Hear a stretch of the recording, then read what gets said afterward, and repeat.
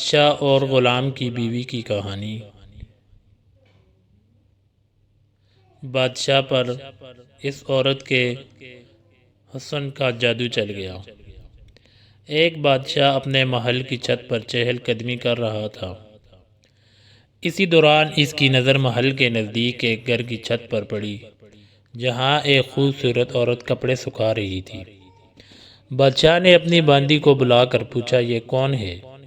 باندی نے بتایا کہ بادشاہ سلامت، یہ آپ کے غلام فیروز کی بیوی ہے۔ بادشاہ پر اس عورت کے حسن کا جادو چل گیا تھا۔ بادشاہ اس حسین عورت تک پہنچنے کے طریقے سوچنے لگا۔ اس نے اپنے غلام فیروز کو بلایا۔ جب فیروز حاضر ہوا تو بادشاہ کہنے لگا کہ فیروز، ہمارا یہ خط فلاں ملک کے بادشاہ کو دے آؤ، اور ہاں، اس کا جواب بھی ساتھ ہی لے آنا۔ فیروز وہ خط گھر لے گیا اور اپنے تکیے کے نیچے رکھ دیا۔ سفر کے سامان کی تیاری کرنے لگا۔ رات گزاری اور صبح منزل کی طرف روانہ ہو گیا۔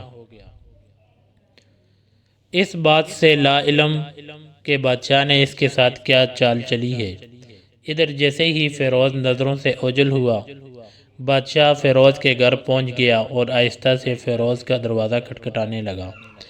فیروز کی بیوی نے دروازے کی آڑ میں پوچھا، کون ہے؟ بادشاہ کہنے لگا، میں تمہارے شوہر کا مالک اور بادشاہ ہوں۔ فیروز کی بیوی نے یوں سن کر دروازہ کھول دیا اور بادشاہ اندر آ کر بیٹھ گیا۔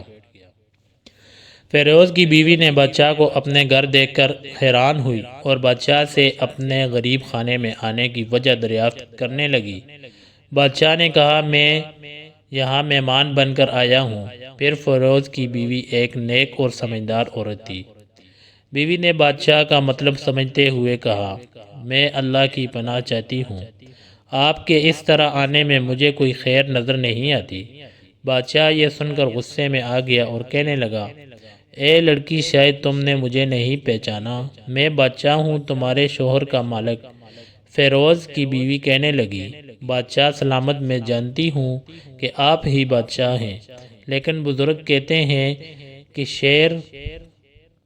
شیر کو اگرچہ جتنی بھی بھوک لگی ہو، وہ مردار نہیں کھاتا، اور بادشاہ سلامت، آپ تو اس کٹورے میں پانی پینے آگے ہیں جس میں آپ کے کتے نے پانی پیا ہے۔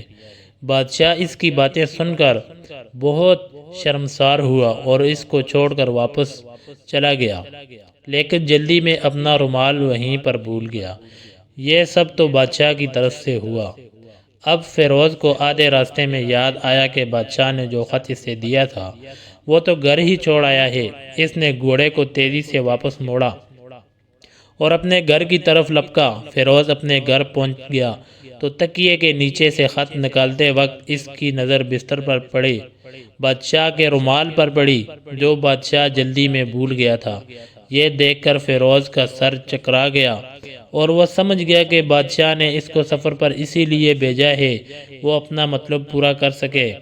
فیروز خط لے کر چل پڑا اور کام ختم کرنے کے بعد بادشاہ کے پاس واپس آ گیا۔ انعام کے طور پر بادشاہ نے اسے کچھ اشرفیاں عنایت فرمائی۔ وہ اشرفیاں لے کر بازار گیا اور بیوی کے لیے کچھ کپڑے اور سامان خریدا۔ گھر پہنچ کر بیوی کو سلام کیا اور کہا، چلو تمہارے میکے چلتے ہیں۔ میں نے پوچھا، یہ کیا لائے ہو؟ فیروز نے کہا، بادشاہ نے انعام دیا ہے اور یہ سب میں تمہارے لیے لایا ہوں۔ بیوی تیار ہوئی اور اپنے شوہر کے ساتھ اپنے والدین کی طرف روانہ ہو گئی۔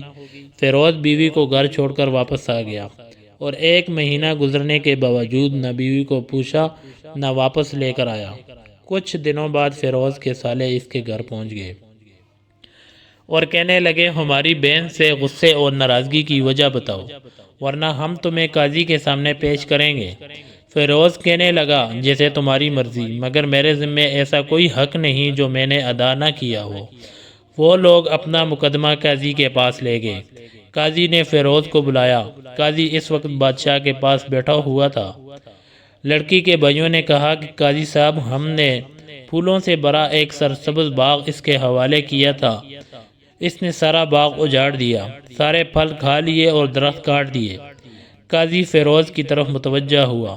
فیروز نے کہا، جو باغ میرے حوالے کیا گیا تھا وہ میں نے اس سے بہتر حالت میں انہیں لوٹا دیا ہے۔ قاضی لڑکی کے بھائیوں کی طرف متوجہ اور بھائی کہنے لگے ہاں اسی حالت میں واپس کیا ہے، لیکن ہم اس سے باغ واپس کرنے کی وجہ دریافت کرنا چاہتے ہیں۔ قاضی نے کہا ہاں فیروز تم اس بارے میں کیا کہنا چاہتے ہو؟ فیروز کہنے لگا میں باغ کسی بغض نفرت کی وجہ سے نہیں چھوڑ رہا، بلکہ اس لیے چھوڑ رہا ہوں کہ ایک دن میں باغ میں داخل ہوا تو میں نے وہاں شیر کے پنجوں کے نشان دیکھے، بس مجھے خوف ہوا کہ شیر مجھے کہیں کوئی نقصان نہ پہنچا دے۔ شیر کے اقدام کی وجہ سے میں نے باغ میں جانا بند کر دیا۔